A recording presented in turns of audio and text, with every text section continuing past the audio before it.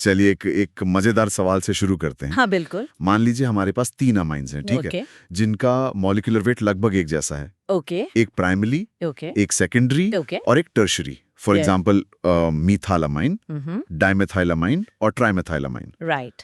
अब सवाल ये है कि सबसे कम बॉइलिंग पॉइंट किसका होगा? ज्यादातर लोग क्या सोचेंगे? ज्यादातर लोग शायद यही सोचेंगे कि भाई ट्राइमेथाइलमाइन जिसमें सबसे ज्यादा एटम्स हैं वो सबसे भारी है, तो उसका बॉइलिंग पॉइंट सबसे ज्यादा होना चाहिए। ये एक बहुत लॉजिकल अजम्पशन है। लगता तो यही है, लेकिन यहाँ कहानी में एक ट्विस्ट है। असल में ट्राइमेथाइलमाइन जो एक टर्शरी अमाइन है, उसका बॉइलिंग पॉइंट सिर्फ 3 डिग्री सेल्सियस होता है। सिर्फ 3? हाँ, जबकि उससे कम मॉलिक्यूलर वेट वाले डाइमेथाइलमाइन जो एक सेकेंडरी अमाइन है का बॉइलिंग पॉइंट 60 डिग्री सेल्सियस होता है। ये तो बड़ा अजीब है। मतलब ज्यादा भारी मॉलिक्यूल होने के बावजूद उसका बॉइलिंग पॉइंट कम है। एग्जैक्टली। जरूर कोई और फैक्टर काम कर रहा है।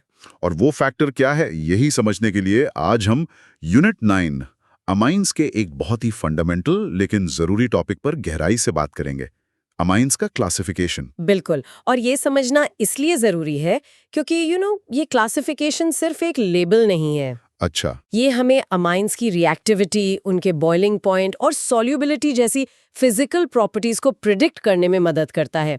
फॉर एग्जाम्पल, ये समझना जरूरी है कि क्यों सिर्फ प्राइमरी एरोमेटिक अमाइंस ही डायज़ोनियम सॉल्ट्स बनाते हैं। सही बात है। क्लासिफिकेशन समझे बिना अमाइंस की केमिस्ट्री समझना मतलब लगभग नामुमकिन है। चलिए तो फिर इसे थोड़ा और गहराई से समझते हैं। सबसे सरल भाषा में अमाइंस का क्लासिफिकेशन आखिर होता क्या है? एकदम बेसिक लेवल पर सोचें तो ये इस बात पर डिपेंड करता है कि नाइट्रोजन एटम से सीधे कितने कार्बन कंटेनिंग ग्रुप्स, मतलब एल्कील या आरिल ग्रुप्स जुड़े हुए हैं। ओके।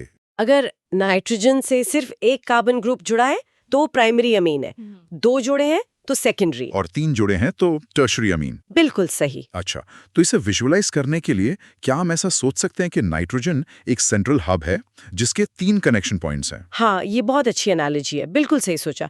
प्राइमरी अमीन में एक पॉइंट पे कार्बन ग्रुप लगा है और बाकी 2 पॉइंट्स पर हाइड्रोजन एटम्स लगे हैं। राइट। सेकेंडरी अमीन में 2 पॉइंट्स पे कार्बन ग्रुप्स है और एक पर हाइड्रोजन, और टर्शरी अमीन में तीनों के तीनों पॉइंट्स पर कार्बन ग्रुप्स लगे हैं। मतलब एक भी हाइड्रोजन एटम सीधे नाइट्रोजन से नहीं जुड़ा होता? एक भी नहीं। तो इसका मतलब मॉलिक्यूलर लेवल पर जो असली खेल है वो नाइट्रोजन से जुड़े हाइड्रोजन एटम्स का है। एग्जैक्टली। प्राइमरी अमीन RNH2 में 2 NH बॉन्ड्स होते हैं, सेकेंडरी अमीन R2NH में 1 NH बॉन्ड होता है, और टर्शरी अमीन R3N में एक भी NH बॉन्ड नहीं होता। करेक्ट। और यही NH बॉन्ड्स का होना या ना होना आगे चलकर हाइड्रोजन बॉन्डिंग, बेसिसिटी और रिएक्टिविटी जैसी चीजों को डिसाइड करता है। आपने बिल्कुल सही नस पकड़ी है। और एग्जाम्स के लिए जो फॉर्मल डेफिनेशन याद रखनी है वो यही है: amines are classified as primary RNH2, secondary R2NH और tertiary R3N based on the number of alkyl और aryl groups bonded to nitrogen. यहाँ पर एक कंफ्यूजन है जो मैंने देखा है स्टूडेंट्स को बहुत होती है। हाँ बताइए। वो अक्सर अमाइंस के प्राइमरी, सेकेंडरी, टर्शरी को अल्कोहल्स के क्लासिफिकेशन से कंफ्यूज कर देते हैं। ओह हाँ, ये तो बहुत कॉमन मिस्टेक है और इस कंफ्यूजन को दूर करना बहुत जरूरी है। तो इसमें क्या फंडामेंटल फर्क है? देखिए, अल्कोहल्स में क्लासिफिकेशन इस बात पर डिपेंड करता है कि OH ग्रुप जिस कार्बन से जुड़ा है वो कार्बन आगे कितने और कार्बन से जुड़ा है। अच्छा, तो फोकस कार्बन पर है। हाँ, फोकस कार्बन पे है। अगर वो कार्बन एक और कार्बन से जुड़ा है तो प्राइमरी अल्कोहल, 2 से तो सेकेंडरी अल्कोहल, और 3 से तो टर्शरी अल्कोहल। बिल्कुल। लेकिन अमीन्स में फोकस फंक्शनल ग्रुप के सेंट्रल एटम यानी नाइट्रोजन पर ही होता है। हम ये देखते हैं कि नाइट्रोजन से सीधे कितने कार्बन जुड़े हैं। अच्छा, तो जैसे टर्ट ब्यूटाइलमीन का एग्जाम्पल लें तो? हाँ, बहुत अच्छा एग्जाम्पल है। टर्ट ब्यूटाइलमीन में नाइट्रोजन एटम एक ऐसे कार्बन से जुड़ा है जो आगे 3 कार्बन से जुड़ा है। तो स्टूडेंट सोच सकते हैं कि ये टर्शरी है। हाँ, पर नाइट्रोजन से तो सीधे एक ही कार्बन जुड़ा है ना? हाँ, बात तो सही है। इसलिए टर्ट ब्यूटाइलमीन एक प्राइमरी अमीन है, टर्शरी नहीं। यही फंडामेंटल फर्क है। अल्कोहल्स में कार्बन की कनेक्टिविटी देखते हैं, अमीन्स में नाइट्रोजन की। ये बहुत ही बढ़िया क्लैरिफिकेशन था। मुझे लगता है अब ये कंफ्यूजन कभी नहीं होगा। ठीक है, तो इस क्लासिफिकेशन को याद रखने के लिए क्या कोई एनोलॉजी है जो इसे और आसान बना दे? हाँ, एक स्टूल की एनालॉजी यहाँ काफी अच्छी तरह से काम करती है। स्टूल की एनालॉजी कैसे? प्राइमरी अमीन को आप एक पैर वाले स्टूल की तरह सोच सकते हैं, थोड़ा वॉबली है ना, जिसे सहारे की जरूरत है। हाँ ठीक है। ये सहारा मिलता है NH बॉन्ड्स से होने वाली हाइड्रोजन बॉन्डिंग से। सेकेंडरी अमीन दो पैरों वाले स्टूल जैसा है, थोड़ा ज्यादा स्टेबल। और टर्शियरी अमीन तीन पैरों वाले स्टूल जैसा, जो अपने आप में काफी स्टेबल है। ये तो अच्छी एनालॉजी है। और जैसे जैसे स्टूल के पैर यानी कार्बन ग्रुप्स बढ़ते जाते हैं, एमाइन उतना ही हाइड्रोफोबिक यानी पानी से दूर भागने वाला बनता जाता है।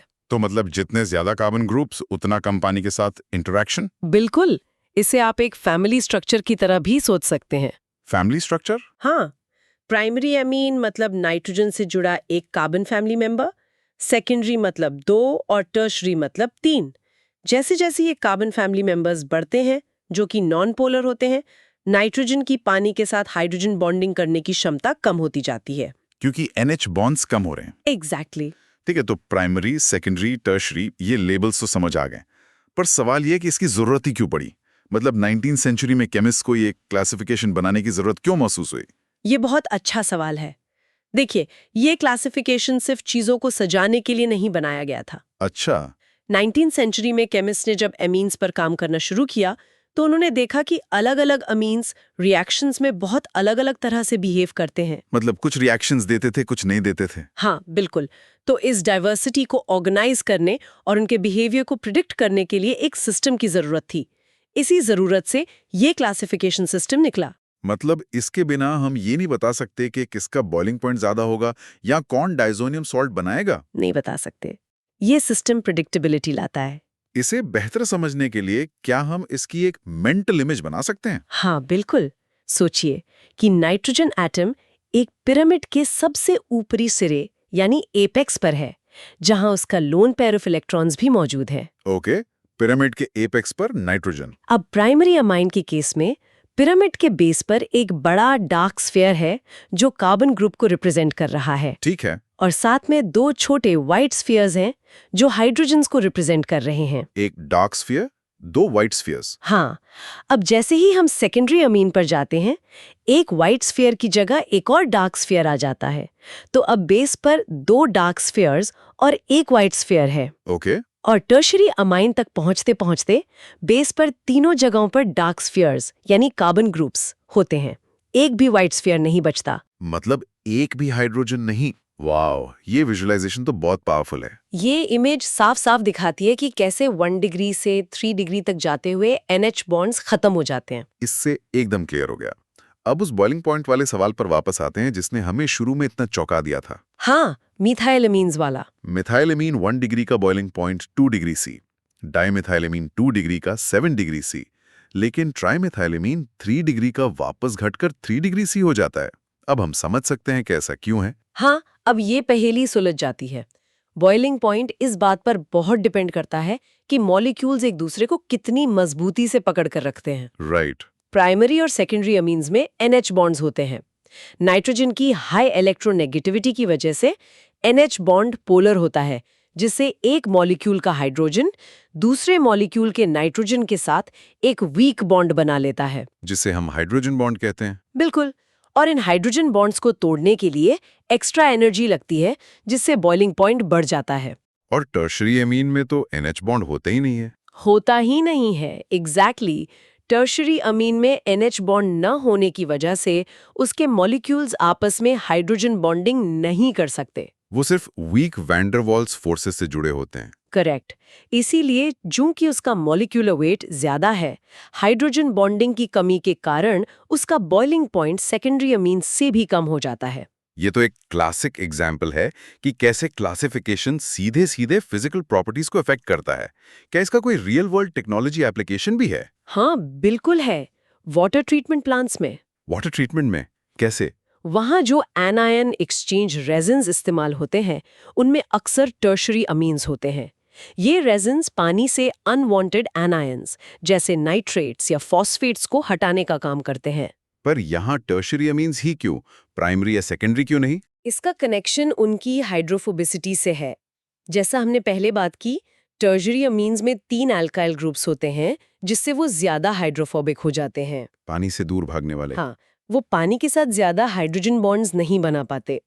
यही प्रॉपर्टी उन्हें पानी में घुले हुए दूसरे हाइड्रोफोबिक पोल्यूटेंट्स और एनायंस को अपनी तरफ अट्रैक्ट करने और पकड़ने में ज्यादा इफेक्टिव बनाती है। मतलब यहाँ क्लासिफिकेशन सीधे सीधे फंक्शन को डिसाइड कर रहा है। बिल्कुल। ये तो बहुत ही इंटरेस्टिंग एप्लीकेशन है।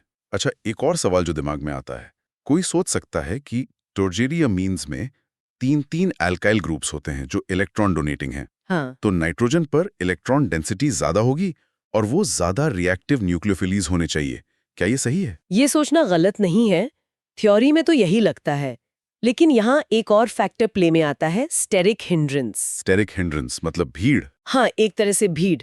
सॉल्यूशन में प्राइमरी और सेकेंडरी अमीन्स अक्सर न्यूक्लियोफिलिक सब्स्टिट्यूशन रिएक्शंस में टर्शियरी अमीन से बेहतर परफॉर्म करते हैं। ऐसा क्यों?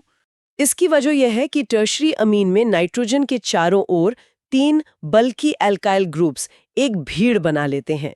ये भीड़ नाइट्रोजन के लोन पेयर को छोटे इलेक्ट्रोफाइल्स तक पहुंचने से रोकती है। जैसे कोई बॉडीगार्ड किसी वीआईपी को घेर लेता है। क्या बात है, बिल्कुल सही एनालॉजी है। इसलिए भले ही वो इलेक्ट्रॉनिक रूप से रिएक्टिव हो, फिजिकल रूप से वो रिएक्शन नहीं कर पाता। मतलब रिएक्टिविटी सिर्फ इलेक्ट्रॉनिक फैक्टर्स पर नहीं बल्कि फिजिकल क्राउडिंग पर भी डिपेंड करती है। कमाल है। चलिए, अब तक की चर्चा से कुछ एग्जाम सेफ पॉइंट्स को क्रिस्टल क्लियर कर लेते हैं ताकि वो हमेशा याद रहें। बिल्कुल। सबसे पहला और जरूरी पॉइंट, प्राइमरी अमीन्स में एक कार्बन ग्रुप और 2 NH बॉन्ड्स होते हैं। राइट। ये 2 NH bond strong hydrogen bonding के लिए और एरोमेटिक प्राइमरी अमीन्स के केस में डायज़ोनियम सॉल्ट फॉर्मेशन के लिए बहुत ज़रूरी हैं। ये याद रखना क्रिटिकल है। ठीक है। दूसरा पॉइंट टर्शियरी अमीन्स के बारे में। उनमें 3 कार्बन ग्रुप्स होते हैं और 0 NH बॉन्ड्स होते हैं। 0? इसका सीधा मतलब है कि वो आपस में NH वाली हाइड्रोजन बॉन्डिंग नहीं कर सकते, जिससे उनका बॉइलिंग पॉइंट अनएक्सपेक्टेडली कम हो जाता है। ये तो क्लियर है। तीसरा पॉइंट बेसिसिटी को लेकर है और ये थोड़ा काउंटर इंट्यूटिव है, तो ध्यान से सुनिएगा। ओके। गैस फेज में टर्शियरी अमीन सबसे स्ट्रॉन्ग बेस होते हैं, लेकिन एक्वस सॉल्यूशन में यानी पानी में प्राइमरी और सेकेंडरी अमीन्स अक्सर टर्शियरी अमीन से ज्यादा स्ट्रॉन्ग बेसिस साबित होते हैं। पानी में ऐसा क्या हो जाता है? इसकी वजह है सॉल्वेशन इफेक्ट्स। जब अमीन एक प्रोटॉन एक्सेप्ट करके कॉन्जुगेट एसिड यानी अमोनियम आयन बनाता है, हाँ। तो पानी के मॉलिक्यूल्स उस आयन को घेरकर स्टेबलाइज करते हैं। प्राइमरी अमाइन से बने RNH3+ आयन में 3 हाइड्रोजन्स होते हैं जो पानी के साथ 3 मजबूत हाइड्रोजन बॉन्ड्स बना सकते हैं। अच्छा, सबसे ज्यादा स्टेबलाइजेशन। हाँ, सेकेंडरी अमाइन से बने R2NH2+ में 2 बना सकते हैं, लेकिन टर्शियरी अमाइन से बने R3NH+ में सिर्फ एक ही हाइड्रोजन होता है हाइड्रोजन बॉन्डिंग के लिए। तो प्राइमरी अमाइन का कॉन्जुगेट एसिड पानी में सबसे ज्यादा स्टेबलाइज होता है। बिल्कुल, जिसकी वजह से प्राइमरी अमाइन पानी में एक अच्छा बेस बन जाता है। ये इंट्यूशन के खिलाफ जा सकता है, इसलिए इसे जरूर याद रखें। ये तो बहुत ही गहरा पॉइंट था। और चौथा, अ गोल्डन रूल फॉर रिएक्शंस। हाँ, अ गोल्डन रूल। सिर्फ और सिर्फ प्राइमरी एरोमेटिक अमाइंस ही डायजोटाइजेशन रिएक्शन से स्टेबल डायज़ोनियम सॉल्ट्स बनाते हैं। सिर्फ प्राइमरी एरोमेटिक अमाइंस? हाँ, जो आगे चलकर डाई इंडस्ट्री में बहुत काम आते हैं। सेकेंडरी और टर्शियरी एरोमेटिक अमीन्स ये रिएक्शन नहीं देते हैं। ये कॉम्पिटिटिव एग्जाम्स का एक फेवरेट क्वेश्चन है। और एक आखिरी रिमाइंडर जो हमने अल्कोहल वाले कंफ्यूजन में डिस्कस किया था। हाँ, फाइनली हमेशा याद रखें कि अमीन का क्लासिफिकेशन इस बात पर डिपेंड करता है कि नाइट्रोजन से कितने कार्बन जुड़े हैं, इस पर नहीं कि कार्बन चेन सीधी है या ब्रांच्ड या कार्बन की टाइप क्या है। बहुत बढ़िया। तो आज की इस लंबी और गहरी चर्चा को समराइज करते हैं। बिल्कुल। हमने सबसे पहले ये समझा कि अमीन्स का क्लासिफिकेशन मतलब प्राइमरी, सेकेंडरी और टर्शियरी इस बात पर डिपेंड करता है कि नाइट्रोजन एटम से सीधे कितने कार्बन ग्रुप्स जुड़े हैं। और ये अल्कोहल से अलग है। हाँ, बिल्कुल अलग है। हमने स्टूल एनालॉजी और पिरामिड की मेंटल इमेज से समझा कि कैसे NH बॉन्ड्स की संख्या 1 डिग्री से 3 डिग्री तक घटती जाती है और इन NH बॉन्ड्स की संख्या ही हाइड्रोजन बॉन्डिंग की क्षमता को तय करती है, जिसका सीधा असर बॉइलिंग पॉइंट जैसी फिजिकल प्रॉपर्टीज पर पड़ता है। हमने मिथाइल अमीन्स का वो counter intuitive boiling point trend देखा। हाँ, जहां ज्यादा भारी टर्शरी अमीन का बॉइलिंग पॉइंट सेकेंडरी से कम था। ये एक क्लासिक एग्जाम्पल है कि कैसे क्लासिफिकेशन हमें प्रॉपर्टीज को प्रिडिक्ट करने में मदद करता है। और एग्जाम्स के लिए सबसे जरूरी बात है, क्लासिफिकेशन का सिस्टम अल्कोहल से अलग है। बेसिसिटी पानी में सॉल्वेशन इफेक्ट से बदल जाती है। और केवल प्राइमरी एरोमेटिक एमीन्स ही स्टेबल डाइजोनियम सॉल्ट्स बनाते हैं। एग्जैक्टली। आज की चर्चा को खत्म करने से पहले एक सवाल छोड़ जाते हैं जिस पर आप सोच सकते हैं। जरूर। हमने देखा कि नाइट्रोजन से जुड़े कार्बन ग्रुप्स की संख्या फिजिकल प्रॉपर्टीज और केमिकल रिएक्टिविटी को कितना ज्यादा बदल सकती है। तो केमिस्ट्री में और कौन से ऐसे सिंपल स्ट्रक्चरल चेंजेस हैं जिनके इतने बड़े और अप्रत्याशित इफेक्ट्स होते हैं? क्या दूसरे फंक्शनल ग्रुप्स के लिए भी ऐसा कोई रूल है? इस पर जरूर सोचिए।